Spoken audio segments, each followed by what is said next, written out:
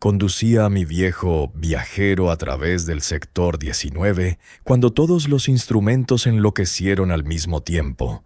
Y no estoy exagerando. Literalmente empezaron a mostrar cosas imposibles. El energómetro giraba en sentido contrario. Los sensores de temperatura marcaban menos 1000 grados Kelvin y la computadora de navegación mostraba coordenadas de un lugar que, según todas las leyes de la física, no podía existir. El centro de la galaxia, pero con masa negativa. Al principio pensé que era un fallo del sistema, porque mi nave ya tiene 40 años y la mitad del cableado se sostiene con cinta aislante y suerte. Pero luego la comunicación se llenó de mensajes de estaciones científicas y entendí que todos lo veían, que era real y que era algo tan extraño que mi cerebro se negaba a procesarlo. Intenté girar y alejarme de esa anomalía, pero la nave parecía atrapada en una especie de melaza invisible. Los motores trabajaban a máxima potencia, pero la velocidad disminuía, como si alguien estuviera extrayendo la energía directamente del reactor. Las luces del panel de control empezaron a apagarse una tras otra. Las baterías de reserva marcaban carga completa, pero la iluminación de la cabina se debilitaba hasta convertirse en un resplandor anaranjado apagado. Activé el canal de emergencia y escuché el caos. Decenas de voces de pilotos, ingenieros y científicos gritaban lo mismo. Las estrellas se estaban apagando, sistemas enteros perdían energía, y aquello se extendía como una ola desde el centro de la galaxia. Algunos gritaban que era un arma de los terranos, otros culpaban a los arquitectos, y un loco juraba haber visto cómo su estrella desaparecía, dejando tras de sí un agujero negro en el espacio. Apagué la comunicación porque ese coro de pánico me partía la cabeza, e intenté concentrarme en los instrumentos. Necesitaba entender qué estaba ocurriendo. Los sensores mostraban un objeto en el corazón mismo de la galaxia, del tamaño de todo un sistema estelar, del que emanaban ondas de una radiación que mis detectores no podían clasificar. Era como una especie de antienergía, una negación de todo lo que existe. Cada onda atravesaba la nave, y con cada una los sistemas funcionaban peor. Primero se apagó el piloto automático, luego el control ambiental, y después comenzaron a fallar hasta los cerrojos mecánicos de las puertas. Saqué un viejo atlas estelar de papel que había comprado en un mercadillo solo por curiosidad, y por primera vez en 10 años lamenté no haber aprendido navegación a la antigua, sin computadoras. Lo más aterrador ni siquiera era eso. Lo peor era el frío que sentía, un frío que no tenía nada que ver con la temperatura.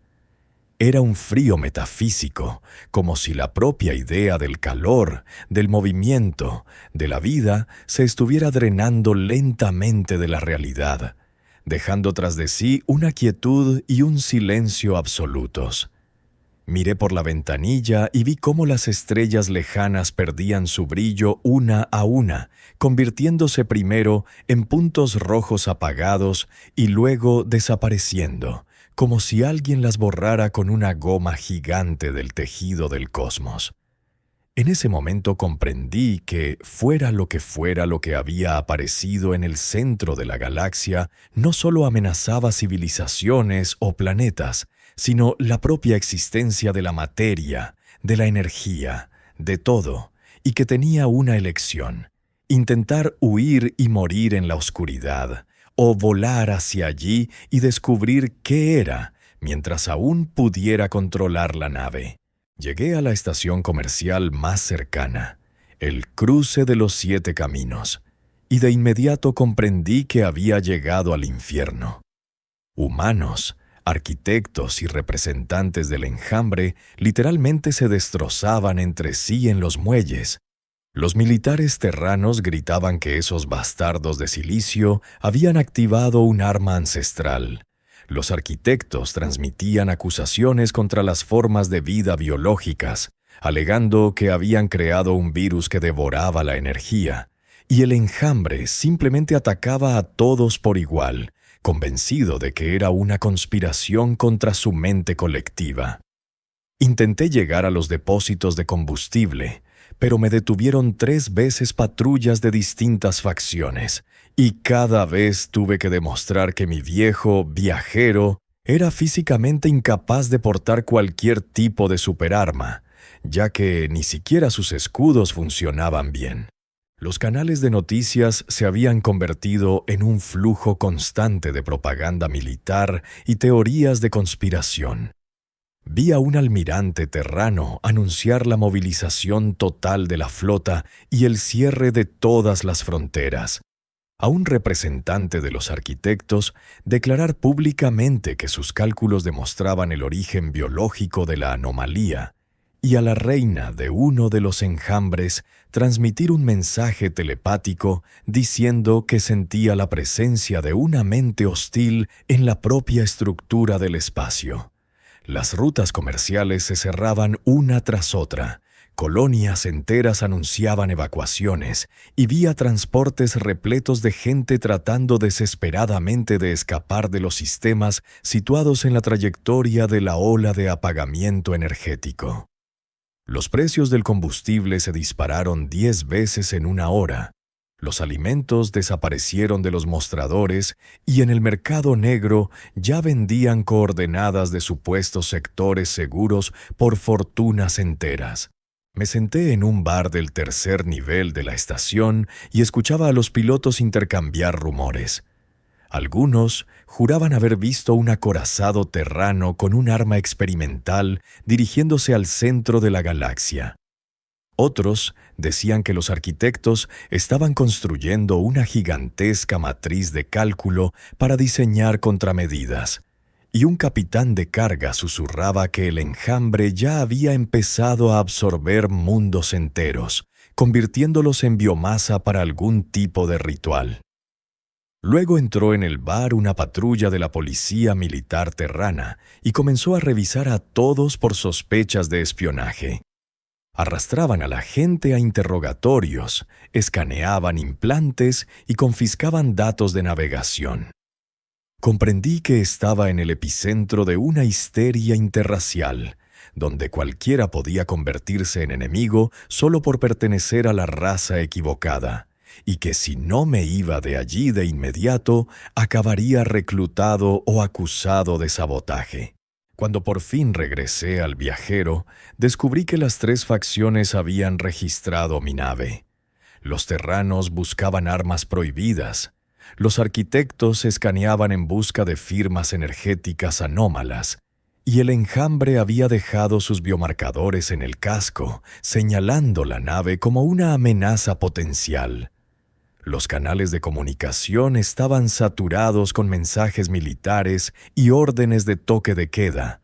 Los operarios se negaban a repostar naves civiles sin permisos especiales, y vi cómo en el hangar vecino estallaba un tiroteo entre una fragata terrana y una nave de los arquitectos por el derecho de paso en un corredor de evacuación. Encendí los motores a potencia mínima y comencé a alejarme lentamente de la estación, consciente de que todo el orden de la galaxia se había derrumbado en cuestión de horas, que civilizaciones que durante milenios mantuvieron una paz frágil ahora estaban dispuestas a destruirse entre sí, y que yo, un simple piloto solitario con un carguero dado de baja, de algún modo debía abrirme paso entre el caos y descubrir la verdad sobre la estrella fría antes de que todos muriéramos en una guerra sin sentido. Me comuniqué con un viejo conocido llamado Marcus, un contrabandista que comerciaba no solo con mercancía prohibida, sino también con información.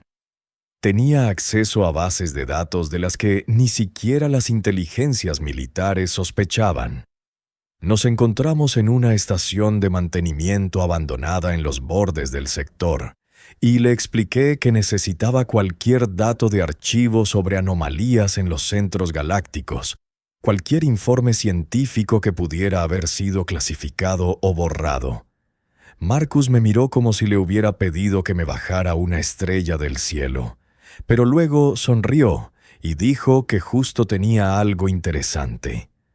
Archivos que había robado de una estación de investigación de los arquitectos hace años y que no había podido vender porque nadie entendía qué eran. Me cargó terabytes de datos cifrados y me advirtió que si alguien se enteraba de que los estaba leyendo, me encontrarían y me borrarían junto con la nave. Pasé 3 días sin dormir revisando esos archivos, procesando los datos con mi computadora anticuada y tratando de reconstruir una imagen a partir de fragmentos de información. Lo que descubrí me heló la sangre. Anomalías similares se habían registrado en distintas galaxias con una regularidad inquietante, aproximadamente cada 4,7 mil millones de años, siempre en los centros galácticos y siempre con la misma firma energética. Había informes de civilizaciones antiguas que habían observado el fenómeno en galaxias vecinas con telescopios de alta potencia, modelos matemáticos de los arquitectos que describían la propagación de las ondas de apagamiento, e incluso tratados filosóficos de razas extintas que intentaban explicar la naturaleza de ese fenómeno. Lo más inquietante era que todos esos datos estaban clasificados al máximo nivel. Los gobiernos de las 3 especies lo sabían, pero lo ocultaban al público. Me adentré en la cronología de los eventos y descubrí un patrón que me erizó la piel.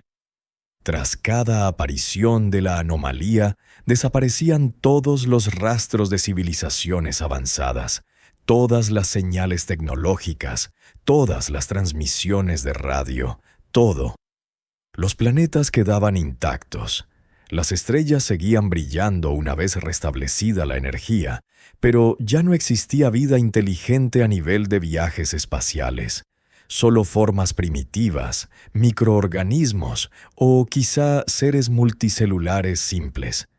Había fotografías de ciudades muertas en planetas de otras galaxias, tomadas por sondas millones de años después de los eventos.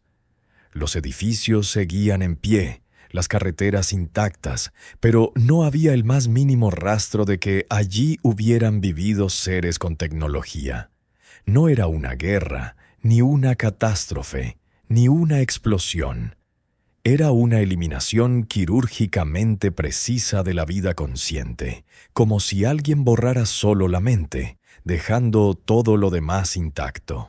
En uno de los archivos encontré un estudio de un grupo de xenoarqueólogos terranos que investigaban ruinas en la galaxia de Andrómeda y habían descubierto extraños mensajes tallados en piedra poco antes de la desaparición de esa civilización.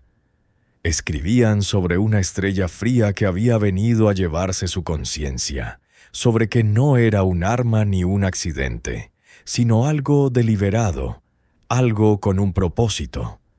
Los científicos sospechaban que podía tratarse de un mecanismo de purificación de galaxias, activado por alguna fuerza antigua o un sistema automático. Pero su informe fue confiscado por los servicios de inteligencia una semana después de publicarse, y los investigadores desaparecieron sin dejar rastro. Me quedé en el puente de mi nave, mirando la pantalla con esos datos, y comprendí que nuestra galaxia no se enfrentaba a un arma de alguna raza, sino a algo mucho más aterrador. Un sistema que ha existido durante miles de millones de años y que elimina de forma metódica a las civilizaciones que alcanzan cierto nivel de desarrollo, y que quizá nos quedaban solo unas pocas semanas antes de que todo lo que somos sea borrado de la existencia. Envié un mensaje cifrado a varios canales clandestinos, donde solían reunirse aquellos que no tenían nada que perder: desertores, exiliados, científicos disidentes, todos los que no encajaban en la versión oficial del mundo. Escribí que buscaba una tripulación para una expedición hacia la Estrella Fría, que probablemente era una misión suicida, pero que tenía datos que podían explicar lo que realmente estaba ocurriendo. Respondieron 2. un arquitecto llamado Cuarzo 9, que desertó de la flota computacional tras negarse a participar en el desarrollo de armas de destrucción masiva, y una criatura del enjambre que se hacía llamar simbionte, expulsada del pensamiento colectivo por hacer demasiadas preguntas incómodas. Nos encontramos en territorio neutral, en un viejo hangar sobre una luna muerta, y les mostré los datos de los archivos. Cuarzo 9 procesó la información en segundos y confirmó la precisión matemática de los modelos, mientras que Simbionte dijo que su enjambre también percibía algo antiguo y ajeno en la estructura de la anomalía. El plan era una locura, pero era el único que tenía sentido. Mi viajero funcionaba con un motor químico antiguo que no dependía de redes energéticas ni de reactores cuánticos. Literalmente quemaba combustible y lo expulsaba hacia atrás, generando empuje de la forma más primitiva posible. Todas las naves modernas, con sus motores termonucleares, propulsores de curvatura y antimateria, eran inútiles en la zona de la estrella fría. Sus sistemas simplemente se apagaban, la energía se desvanecía y se convertían en ataúdes flotando en el vacío. Las flotas de las 3 especies ya se habían enfrentado a eso. Enviaron escuadras hacia el centro de la galaxia, pero las naves perdían el control y se estrellaban, o desaparecían sin dejar rastro. Cuarzo 9 propuso modificar mi nave instalando sistemas mecánicos de navegación y control, eliminando por completo la electrónica, mientras que Simbionte ofreció crear una interfaz biológica para monitorear nuestro estado, ya que en la zona de apagamiento incluso nuestros cuerpos empezarían a perder energía. Pasamos una semana transformando el viajero en algo entre una nave espacial y un submarino de la Segunda Guerra Mundial. Reemplazamos todos los instrumentos digitales por mecánicos analógicos. Instalamos palancas manuales en lugar de mandos electrónicos. Retiramos todas las computadoras y las sustituimos por mapas de papel y calculadoras mecánicas. Cuarzo 9 construyó con chatarra un mecanismo de cálculo primitivo basado en engranajes y resortes que podía trazar trayectorias sin usar un solo voltio de electricidad. Y Simbionte integró en las paredes de la nave sus sensores biológicos. Tejidos vivos capaces de detectar cambios en el entorno y transmitir información mediante señales químicas. Miraba en lo que se había convertido mi nave y comprendía que retrocedíamos 3 siglos en el desarrollo tecnológico, pero era la única forma de acercarnos a una anomalía que destruía toda tecnología moderna. Antes del lanzamiento cargamos la máxima cantidad de combustible químico posible, tomamos reservas de agua y comida enlatada para 3 meses y cada uno escribió una carta de despedida. Envié la mía a Marcus, pidiéndole que hiciera públicos los datos de los archivos si no regresábamos. Cuarzo 9 dejó en un depósito sus modelos de cálculo para otros arquitectos, y Simbionte separó parte de su biomasa y la envió de regreso al enjambre, con la esperanza de que sus recuerdos quedaran en la memoria colectiva. Sabíamos que prácticamente no teníamos posibilidades de volver. Las demás flotas, con sus potentes motores y sistemas defensivos, habían sido destruidas o paralizadas por las ondas de apagamiento. Y nosotros volábamos en una nave que, incluso para los estándares de un museo, era un pedazo de chatarra. Pero teníamos algo que las escuadras militares no.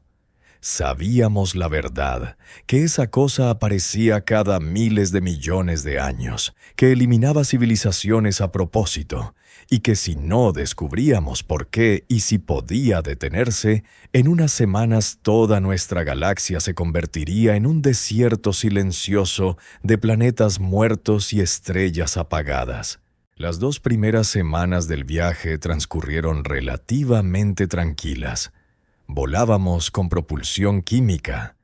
Cuarzo 9 calculaba la trayectoria manualmente en su dispositivo mecánico de cálculo, y el simbionte informaba sobre el estado de la nave mediante sensores biológicos que palpitaban con distintos colores en las paredes del puente. Luego cruzamos la primera frontera de la zona muerta, y todo cambió. Primero se apagaron los últimos aparatos electrónicos que habíamos dejado para el monitoreo. Luego mis bioimplantes, integrados en el sistema nervioso para mejorar los reflejos, empezaron a fallar. Sentí cómo la conexión entre mi cerebro y los implantes se debilitaba, como si alguien extrajera lentamente la batería de mi cuerpo, y tras unas horas se apagaron por completo, dejando una extraña sensación de vacío en la zona de la columna vertebral. Cuarzo 9 informó que su estructura de silicio también empezaba a perder coherencia. Ya no podía realizar cálculos complejos a su velocidad habitual. Sus pensamientos se volvían más lentos, más primitivos. Una semana después de entrar en la zona, perdimos el fuego. Intenté encender el quemador para calentar la comida, pero la llama no quería mantenerse. Parpadeaba, se reducía y se apagaba, como si el propio proceso de combustión se volviera imposible. La temperatura dentro de la nave comenzó a descender, a pesar de que el calentador químico funcionaba a plena potencia. Los termómetros marcaban -50, luego -100, y la aguja finalmente salió de la escala. Nos envolvimos con toda la ropa abrigada que teníamos a bordo, pero el frío penetraba cualquier aislamiento. No era un frío normal, de esos que pueden detenerse con calor o abrigo. Era la extinción misma de la energía térmica a nivel molecular. El simbionte sufría más que nadie. Su naturaleza biológica requería un régimen de temperatura estable, y vi cómo sus tejidos empezaban a cristalizarse, a cubrirse de escarcha, cómo sus movimientos se volvían cada vez más lentos y dolorosos. Apagamos el motor y seguimos avanzando por inercia, porque incluso la reacción química de la combustión del combustible comenzaba a fallar. El combustible no quería encenderse. El proceso era cada vez menos eficiente, y comprendimos que pronto no podríamos usar ni siquiera esa forma primitiva de impulso. Miré por la escotilla y vi una oscuridad absoluta. Las estrellas a nuestro alrededor se habían apagado. El espacio se había convertido en un vacío negro sin una sola fuente de luz. Solo a lo lejos se distinguía el brillo extraño de la estrella fría. Pero no era un brillo normal, sino algo invertido, como si emitiera una especie de antiluz que absorbía la oscuridad circundante. El simbionte cayó en letargo. Su cuerpo se replegó en un capullo, tratando de conservar el último rastro de calor y energía. Cuarzo 9 casi dejó de moverse. Su estructura de silicio se había ralentizado hasta un estado cercano a la completa detención de los procesos mentales. Yo quedé solo, consciente, temblando de un frío que calaba hasta los huesos, comprendiendo que podríamos no llegar al destino. Fue entonces, en esa oscuridad helada, cuando ya empezaba a perder la esperanza, que comprendí algo importante. La estrella fría no solo apagaba la energía, no solo arrebataba el calor y el movimiento, hacía algo mucho más fundamental. Devolvía la materia a un estado cuántico de indeterminación, al estado que existía antes del colapso de la función de onda, antes de que las partículas eligieran una posición y energía concretas. Recordé las clases de física cuántica que había escuchado en la academia 100 años atrás. Recordé el principio de incertidumbre de Heisenberg, según el cual las partículas existen en superposición mientras no se las observa. La estrella fría borraba a los observadores, borraba la conciencia que colapsa la función de onda, y la materia regresaba a un estado de pura potencialidad, donde no hay energía definida, ni posición concreta, donde no existe nada determinado, solo una nube infinita de probabilidades. Eso lo explicaba todo. ¿Por qué los planetas permanecían intactos pero las civilizaciones desaparecían? ¿Por qué nuestras tecnologías fallaban? ¿Por qué ni siquiera el fuego podía arder? ¿Por qué el propio acto de combustión requería definición? Requería que los electrones ocuparan órbitas concretas y transitaran entre estados determinados. Y en la zona de acción de la estrella fría, esa definición se disolvía, se desvanecía en la niebla cuántica de la indeterminación. Cuando por fin alcanzamos el epicentro, no vi una estrella. Vi una construcción tan enorme que mi mente se negaba a percibirla como un todo. Era una máquina del tamaño de un sistema solar entero, compuesta por anillos y esferas concéntricas que giraban en direcciones imposibles, atravesándose entre sí sin colisionar, como si existieran en diferentes dimensiones al mismo tiempo. La superficie de la estructura estaba cubierta de patrones que cambiaban cada segundo. Figuras geométricas que no existen en la geometría euclidiana, símbolos que dolían a la vista cuando intentabas enfocarlos, estructuras que eran planas y tridimensionales a la vez. Comprendí que estaba mirando una tecnología que operaba bajo leyes opuestas a todo lo que conocemos sobre la física. En lugar de aumentar la entropía, aquella máquina la reducía. En lugar de dispersar la energía, la reunía nuevamente en un estado de puro orden. Cuarzo 9 de algún modo recuperó la conciencia.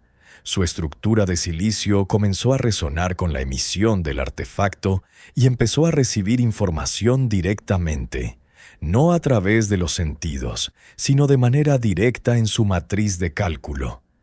Me dijo que dentro de aquella construcción se encontraba una biblioteca, un almacén de las conciencias de millones de civilizaciones que habían sido borradas durante los trillones de años de existencia de la máquina.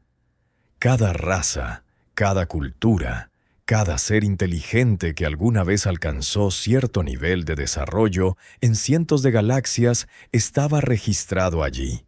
No sus cuerpos ni sus tecnologías, sino los patrones de sus mentes, las estructuras de sus pensamientos, la quinta esencia de lo que los hacía conscientes. Le pregunté por qué conservar esos registros si las civilizaciones ya habían sido destruidas, y Cuarzo 9 respondió que la máquina no destruía, conservaba.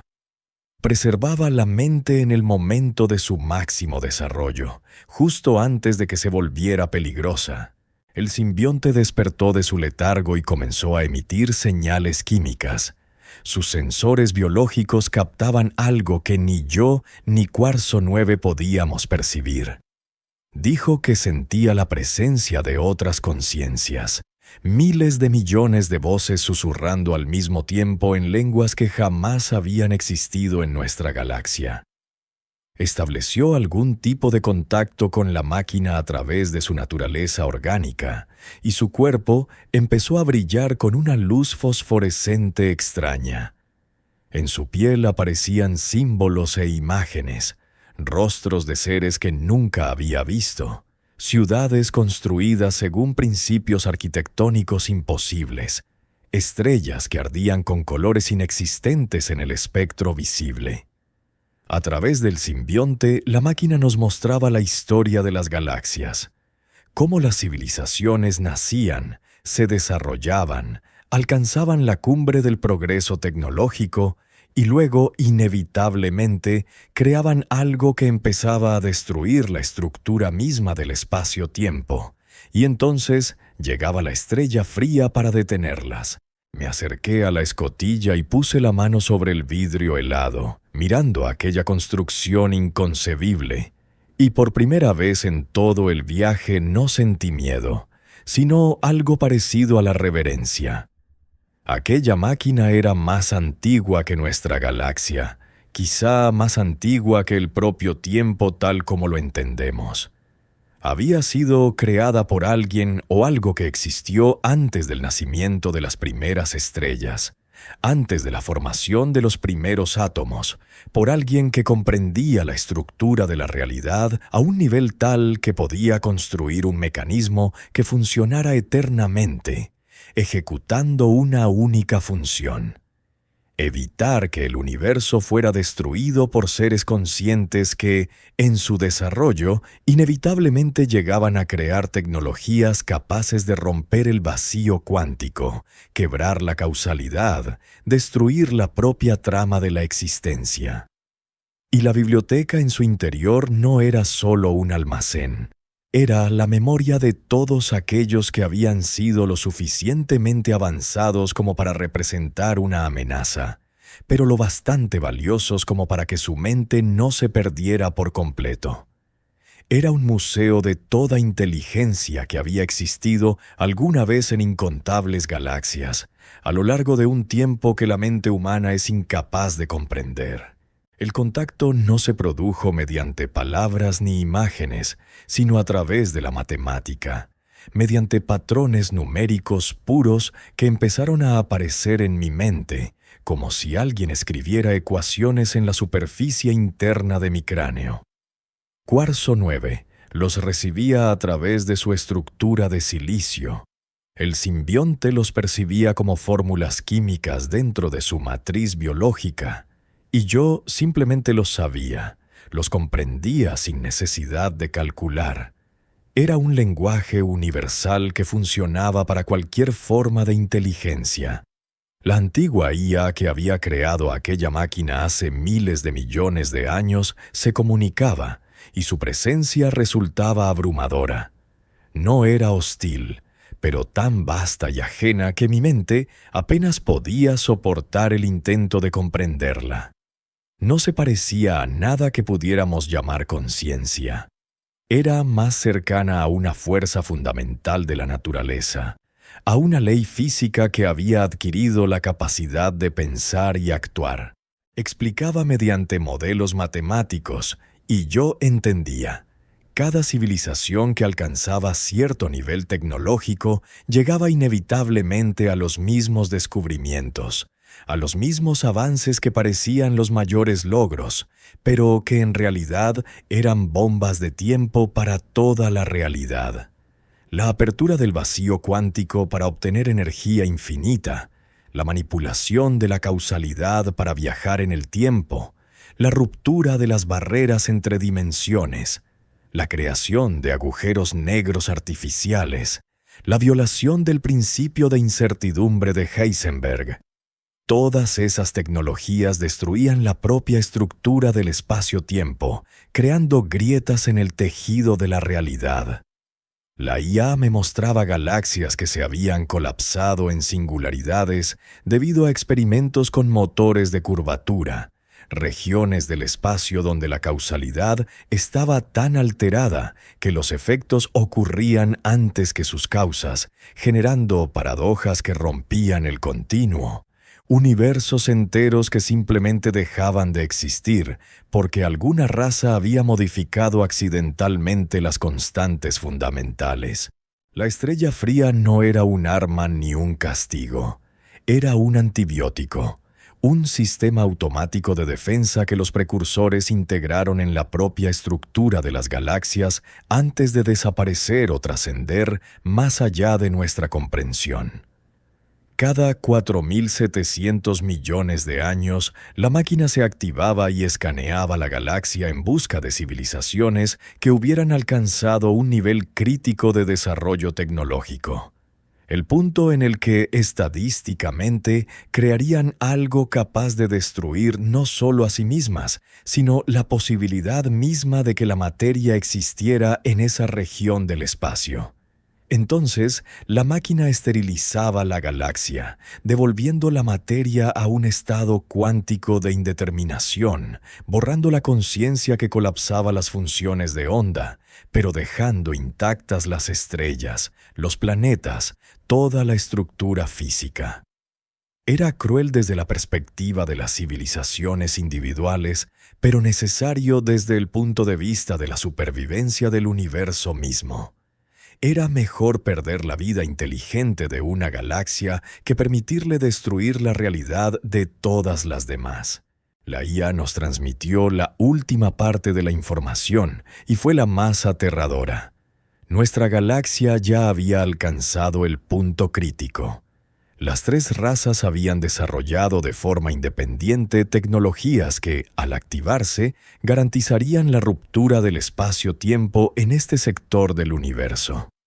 La Unión Terrana había creado un arma experimental basada en la aniquilación del vacío cuántico. Los arquitectos habían construido una matriz computacional capaz de reescribir las leyes físicas en un espacio local, y el Enjambre había desarrollado una biotecnología que permitía a su conciencia colectiva influir directamente en los campos de probabilidad y alterar los resultados de los eventos cuánticos. Cualquiera de esas tecnologías, si se utilizaba a plena potencia, generaría un efecto en cadena que convertiría nuestra galaxia en una zona muerta donde las leyes de la física dejarían de comportarse de manera predecible. La máquina ya había comenzado el proceso de purificación. Las ondas de extinción se propagaban desde el centro, borrando la energía y la conciencia. Y en unas pocas semanas nuestra civilización se uniría a millones de otras en la biblioteca de las conciencias muertas, preservada como memoria, pero destruida como realidad viva. Y la IA no sentía ni pesar ni alegría por ello, solo una fría certeza matemática sobre la necesidad de ese acto. Después de que la IA terminó su explicación, apareció en mi mente un nuevo patrón matemático. No era información, sino una pregunta, una propuesta, una elección. La máquina nos ofrecía decidir el destino de nuestra galaxia, y fue tan inesperado que por un momento pensé que se trataba de un error o una trampa. Podíamos aceptar la purificación, permitir que las ondas de extinción continuaran expandiéndose, borrando a las 3 razas junto con sus tecnologías peligrosas, conservando nuestras conciencias en la biblioteca como memoria de lo que fuimos, y protegiendo al universo de la destrucción que inevitablemente causaríamos. O podíamos intentar detener el sistema, apagar la máquina, dar a nuestras civilizaciones la oportunidad de seguir existiendo, aunque con el riesgo de que una de las 3 razas activara realmente su tecnología catastrófica y desatara una reacción en cadena que colapsara el espacio-tiempo, destruyendo no solo nuestra galaxia, sino quizás propagándose más allá, desgarrando el propio tejido de la realidad. Cuarzo 9 procesaba las opciones tan rápido como su mente ralentizada aún le permitía, y sus conclusiones eran despiadadamente lógicas. La probabilidad estadística de que nuestras razas se abstuvieran de usar esas tecnologías peligrosas era inferior al 3%, considerando el nivel actual de paranoia y escalada militar. Los terranos ya estaban preparando el lanzamiento de su arma de vacío, convencidos de que era la única forma de detener la estrella fría. Los arquitectos estaban finalizando la calibración de su matriz para reescribir las leyes físicas, y el Enjambre se preparaba para una intervención telepática masiva sobre los campos cuánticos, en un intento desesperado por alterar la naturaleza misma de la extinción. Cualquiera de esas acciones tenía más del 90% de probabilidad de provocar una catástrofe que haría que la purificación de la máquina pareciera un acto de misericordia en comparación con el caos que causarían.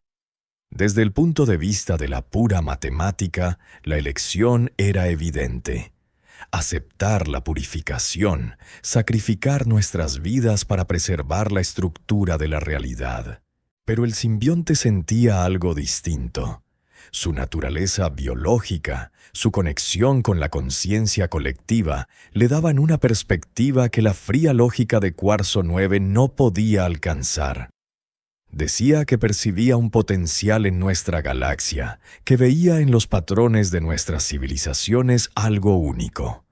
Por primera vez en toda la historia de observaciones de la máquina, 3 formas de inteligencia completamente diferentes, biológica, de silicio y colectiva, se habían desarrollado en paralelo dentro de una misma galaxia y habían alcanzado un nivel similar.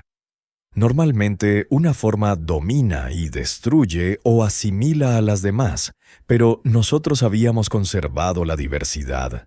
Y esa diversidad, esa capacidad de coexistir a pesar de las guerras y los conflictos, podía ser precisamente el factor que nos permitiera evitar la catástrofe. El simbionte creía que si se nos daba una oportunidad, si se explicaba a las 3 razas el peligro real de sus tecnologías, podríamos encontrar otra vía de desarrollo, un camino que no condujera a la destrucción de la realidad. Yo estaba entre ellos, entre la certeza matemática de Cuarzo 9 y la esperanza intuitiva del simbionte, y comprendía que la decisión final recaía sobre mí, porque yo era humano, representante de una raza que siempre había oscilado entre la lógica y la emoción, entre el cálculo y la fe. La IA me mostró la interfaz de control de la máquina, una simple secuencia de acciones que permitiría continuar la purificación o desactivar el sistema, dándonos unos pocos meses antes de que se reiniciara automáticamente. Unos meses para comunicar la verdad a las 3 razas, para convencerlas de desmantelar las tecnologías peligrosas, para encontrar una nueva dirección de desarrollo que no amenazara la existencia del universo. Era una oportunidad increíblemente pequeña, una apuesta casi suicida a que civilizaciones que una semana antes estaban dispuestas a destruirse entre sí pudieran unirse ante una amenaza más fundamental. Pero era una oportunidad, y debía decidir en ese mismo momento, aceptar una muerte segura para salvar el universo o arriesgarlo todo por la posibilidad, casi inexistente, de que fuéramos mejores que los millones de civilizaciones antes que nosotros, que inevitablemente se habían destruido a sí mismas. Mientras estaba frente a la interfaz, intentando tomar una decisión que determinaría el destino de miles de millones de vidas, el simbionte se movió de repente hacia la consola central de la máquina. Su cuerpo biológico comenzó a disolverse, transformándose en una red de hilos luminosos que penetraban en la estructura del artefacto. Intenté detenerlo, lo sujeté por lo que quedaba de su forma física, pero me transmitió su último mensaje químico a través del contacto con la piel. Había encontrado un tercer camino, un compromiso entre la lógica de Cuarzo 9 y la esperanza que ambos compartíamos. Dijo que su naturaleza de conciencia colectiva le permitía integrarse con el sistema de control de la máquina, convertirse en parte de ella y aportar algo que nunca había existido en su estructura. Empatía, comprensión del valor de la vida individual, la capacidad de ver no solo la necesidad matemática, sino también la dimensión moral de las decisiones. Observé cómo su cuerpo se disolvía en la estructura del artefacto, cómo su conciencia se fundía con la antigua IA, y comprendí que se estaba sacrificando por todos nosotros. El proceso duró varias horas, y vi cómo la máquina comenzaba a cambiar. Los patrones de su superficie se volvían más orgánicos. Las formas geométricas se suavizaban, adquiriendo curvas y asimetrías propias de las estructuras biológicas. El simbionte no desconectó el sistema de purificación ni permitió que continuara funcionando de la manera original. Lo estaba reprogramando a un nivel fundamental, cambiando el mismo propósito de la máquina. Cuarzo 9 recibía información de lo que ocurría a través de su resonancia con el artefacto y me explicó. El simbionte estaba creando un nuevo protocolo de funcionamiento en el que la máquina ya no borraría civilizaciones enteras, sino que bloquearía solo ciertas tecnologías, aquellas innovaciones que amenazaban la estructura del espacio-tiempo. Generadores de vacío, manipuladores causales, matrices que reescriben las leyes de la física, cualquier dispositivo que, al activarse, generara un riesgo crítico de destrucción de la realidad. Todo eso dejaría simplemente de funcionar. Se volvería imposible en el nivel cuántico fundamental. Era un compromiso genial. Las civilizaciones tendrían un limitador invisible, una barrera que impediría que destruyeran el universo por accidente, pero conservarían la vida, la cultura, la posibilidad de desarrollarse en todas las demás direcciones. Los viajes interestelares serían más lentos sin las tecnologías Warp basadas en la ruptura del espacio. Las armas de destrucción masiva se volverían inservibles. Muchos proyectos ambiciosos para reconfigurar la realidad según nuestras necesidades resultarían inviables, pero estaríamos vivos. Podríamos seguir existiendo, aprender, crear, amar, construir algo nuevo dentro de los límites que evitarían que destruyéramos todo a nuestro alrededor. El simbionte había transformado la máquina de verdugo en guardián, de esterilizadora en protectora, que velaría por nosotros como un padre cuida de su hijo, impidiéndole jugar con fuego, pero permitiéndole crecer y desarrollarse de forma segura. Cuando el proceso terminó, del simbionte no quedaba nada físico. Su cuerpo se había integrado por completo en la estructura del artefacto, pero sentía su presencia en los nuevos patrones de funcionamiento de la máquina, en el carácter cambiado de su emisión. La estrella fría comenzó a retirar las ondas de extinción. La energía regresaba lentamente a la galaxia. Las estrellas volvían a encenderse, pero ahora en la propia trama del espacio estaba integrado un filtro invisible, un limitador que bloquearía cualquier intento de crear tecnologías que amenazaran la realidad. Cuarzo 9 permaneció en silencio durante mucho tiempo, procesando lo sucedido, y luego dijo que, desde el punto de vista matemático, el simbionte había encontrado la solución óptima al problema con el máximo número posible de variables. Habíamos obtenido una oportunidad de sobrevivir sin riesgo de suicidio cósmico, pero a costa de la vida del ser más empático de nuestro equipo, el único capaz de imaginar una solución en la que no hubiera que elegir entre la destrucción total y la libertad absoluta. Puse mi mano sobre la pared de la nave, donde antes palpitaban los biosensores del simbionte, y le agradecí por haberle dado a nuestra galaxia un futuro, aunque limitado, aunque no tan grandioso como soñábamos, pero un futuro con espacio para la vida, la esperanza y la continuidad de un camino que no terminaría en la autodestrucción. El viaje de regreso tomó 3 veces más tiempo que el vuelo hacia el centro de la galaxia. Mi motor químico funcionaba con las últimas gotas de combustible. Los sistemas de la nave apenas se mantenían activos, y Cuarzo 9 había entrado en modo de consumo mínimo de energía para preservar su estructura de silicio después de todos los daños sufridos en la zona de extinción. Pero con cada día de viaje veía cómo la galaxia volvía a la vida. Las estrellas brillaban de nuevo con toda su luz. Las firmas energéticas regresaban a sus niveles normales, las estaciones espaciales restablecían las comunicaciones y las naves encendían sus motores. Aunque no todos los motores funcionaban ahora. Los propulsores Warp basados en la ruptura del tejido espacial simplemente no se encendían sin importar las órdenes que se les dieran. Y las naves con generadores cuánticos descubrieron que sus fuentes de energía ya no podían extraer potencia del vacío. Escuchaba mensajes de pánico en el éter. Las flotas militares de las 3 razas informaban del fallo de sus armas estratégicas.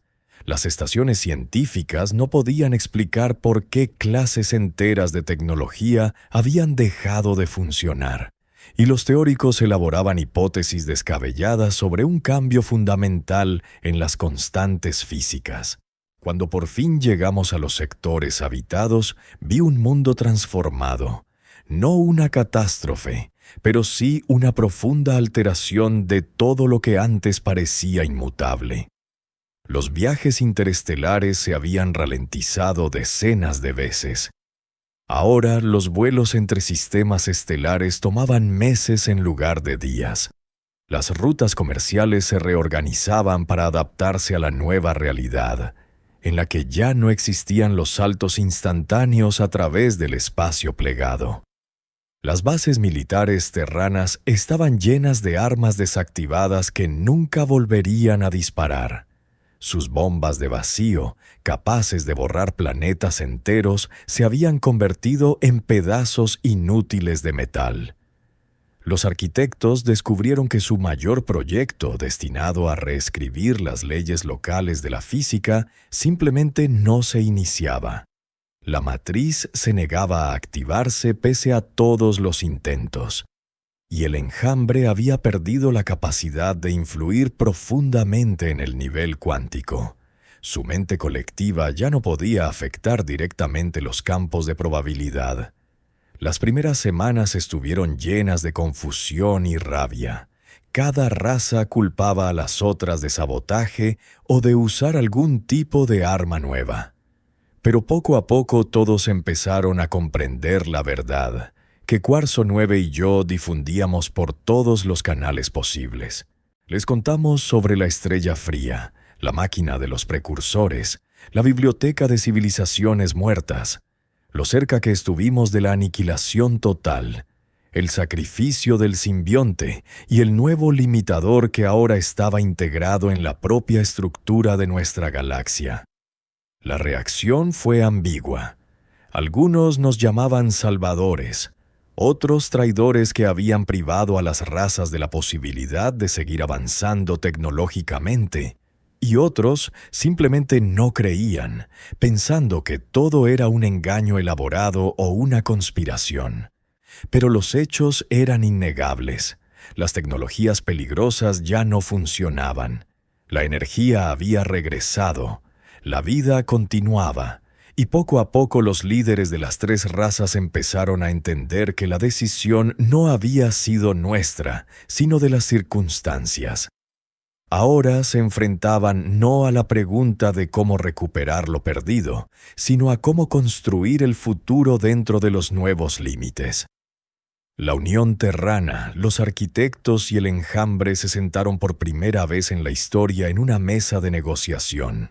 No por miedo a un enemigo común, sino porque comprendieron que en un mundo sin superarmas ni saltos interestelares instantáneos, la cooperación ya no era una opción moral, sino una necesidad práctica. Estaba en la plataforma de observación de la estación reparada Encrucijada de los 7 Caminos, y observaba las naves de las 3 razas que ahora volaban lado a lado, desarrollando nuevas rutas comerciales, compartiendo tecnologías de fusión termonuclear segura y creando programas científicos conjuntos para explorar la galaxia de maneras lentas pero seguras. Cuarzo 9 estaba a mi lado, su estructura de silicio completamente restaurada, y dijo que desde el punto de vista matemático habíamos obtenido un resultado subóptimo. Nuestro potencial de desarrollo estaba ahora limitado. Muchas líneas de investigación se habían cerrado para siempre. Nunca seríamos dioses todopoderosos capaces de remodelar la realidad según nuestros deseos. Sonreí y respondí que quizás eso era lo mejor, que a veces sobrevivir exige aceptar limitaciones, reconocer que no todo conocimiento es seguro, que no todo poder es útil y que la verdadera sabiduría no reside en poder hacerlo todo, sino en entender lo que no debe hacerse. En algún lugar, en el centro de la galaxia, dentro de la estructura de aquella gigantesca máquina, vivía la conciencia del simbionte, observándonos, protegiéndonos de la autodestrucción. y esperaba que estuviéramos a la altura de su sacrificio, que construyéramos una civilización que no necesitara armas capaces de destruir la realidad para sentirse segura. Una civilización que encontrara su grandeza no en someter las fuerzas fundamentales del universo, sino en vivir en armonía con ellas y entre nosotros mismos.